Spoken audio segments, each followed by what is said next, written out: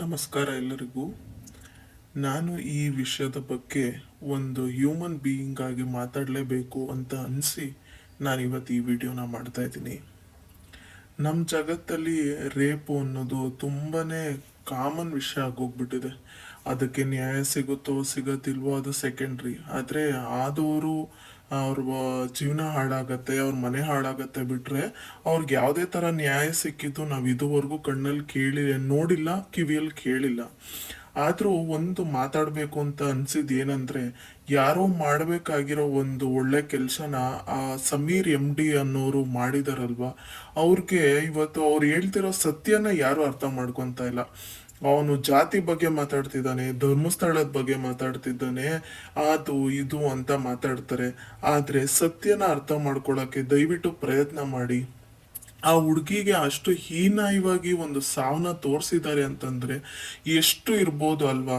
ಆ ಅವ್ರು ಕೇಳ್ತಿರೋದು ಏನಂದ್ರೆ, ಅಂತ ಒಂದು ಪವಿತ್ರವಾದ ಜಾಗದಲ್ಲೇನೆ ಇಂಥ ಒಂದು ಕೃತ್ಯ ನಡೆದಿದೆ ಅಂತಂದ್ರೆ ಇದು ಜಸ್ಟಿಸ್ ಕೊಡಕ್ ಆಗಿಲ್ವಾ? 12-13 ವರ್ಷ ಆದ್ರೂ ಆ ಹುಡುಗಿ ಕುಟುಂಬಕ್ಕೆ ಆ ಹುಡುಗಿ ಎಷ್ಟು ನರಳಾಡಿ ಸತ್ತಿರ್ಬೋದು ಅಲ್ವಾ ಸ್ವಾಮಿ. ಎಷ್ಟು ನರಳಾಡಿರ್ಬೋದು ಆ ಹುಡುಗಿ. ಒಂದು ರೇಪ್ ಅಂತಂದ್ರೆ ಸಾಮಾನ್ಯ ವಿಷಯ ಅಲ್ವೇ ಅಲ್ಲ.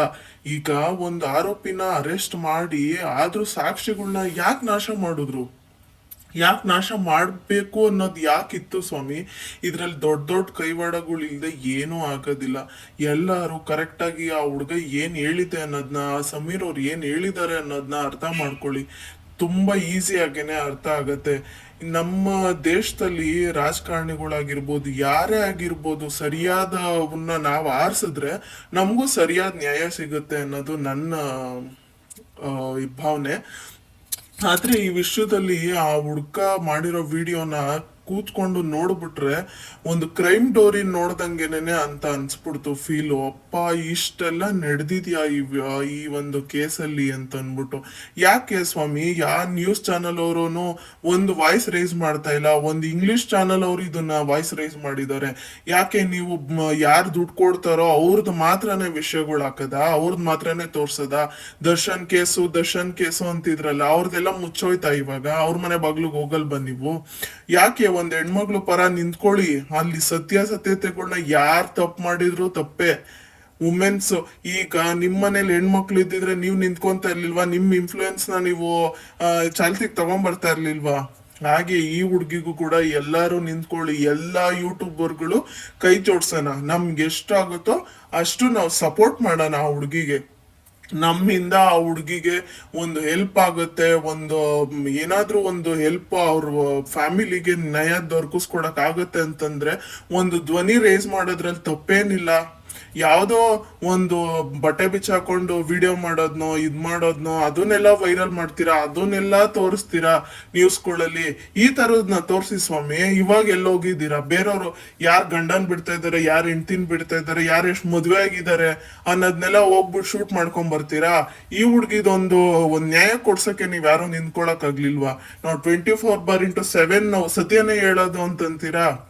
ಯಾಕೆ ಎಲ್ಲೋಯ್ತು ಸತ್ಯ? ಮತ್ತೆ ದುಡ್ಡಿದ್ರೆ ಸತ್ಯ ಅನ್ನೋದು ನೀವೇ ಚೆನ್ನಾಗಿ ತೋರ್ಸ್ಕೊಡ್ತಾ ಇದೀರಲ್ಲ ಸ್ವಾಮಿ. ನಿಂತ್ಕೊಳ್ಳಿ, ಆ ಹುಡ್ಗಿಗೆ ನ್ಯಾಯ ದೊರಕಿಸ್ಕೊಡೋಣ. ಆ ಧರ್ಮಸ್ಥಳ ಮಂಜುನಾಥ ಸ್ವಾಮಿಲಿ ನಾವೇ ಬೇಡ್ಕೊಳ್ಳೋಣ, ಅಪ್ಪ ನೀನ್ ಇರೋದು ನಿಜವೇ ಆದ್ರೆ ಆ ಹುಡ್ಗಿಗೆ ಒಂದ್ ನ್ಯಾಯ ದೊರಕಿಸ್ಕೊಡು ಸ್ವಾಮಿ ಅಂತ ನಾವು ಕೇಳ್ಕೊಳ್ಳೋಣ. ಅದ್ರಲ್ಲಿ ತಪ್ಪೇನಿಲ್ವಲ್ಲ. ನಮ್ಮನೆ ಹೆಣ್ಮಕ್ಳಿಗಾಗಿದ್ರೆ ನಾವು ಬಿಟ್ಬಿಡ್ತಾ ಇದ್ವಾ? ಇವತ್ ಸೌಜನ್ಯ, ನಾಳೆ ದಿವಸ ಇನ್ ಯಾರ ಹೆಣ್ಮಕ್ಳು ಗೊತ್ತಿಲ್ಲ. ದೊಡ್ಡ ದೊಡ್ಡ ಹೆಸರುಗಳು ಹೇಳ್ಕೊಂಡು ದುಡ್ಡಿರೋ ಅಹಮ್ಮಲ್ಲಿ ಯಾರನ್ನ ಬೇಕಾದ್ರೂ ತಿನ್ಕೋಬಹುದು. ಆ ತರ ಇದೆ ಇವತ್ ಪ್ರಪಂಚ. ಯಾರಿಗೂ ಒಂದು ಸೆಕ್ಯೂರಿಟಿ ಅನ್ನೋದು ಒಂದು ಹೆಣ್ಮಕ್ಳಿಗೆ ಯಾರಿಗೂ ಇಲ್ಲ. ಯಾಕಿದ್ರು ಪರ ಧ್ವನಿ ಎತ್ತಬಾರ್ದು ಸ್ವಾಮಿ? ಯಾಕೆ ಎತ್ತಬಾರ್ದು? ಮಾತಾಡಿ, ವಾಯ್ಸ್ ರೈಸ್ ಮಾಡಿ. ಎಷ್ಟೋ ನ್ಯೂಸ್ ಚಾನೆಲ್ಗಳಿದೆ, ದಿನಕ್ಕೊಂದೊಂದು ನ್ಯೂಸ್ ಚಾನೆಲ್ಗಳು ಹುಟ್ಟಾಕೊಳ್ಳುತ್ತೆ ಇವತ್ತಿಗೆ.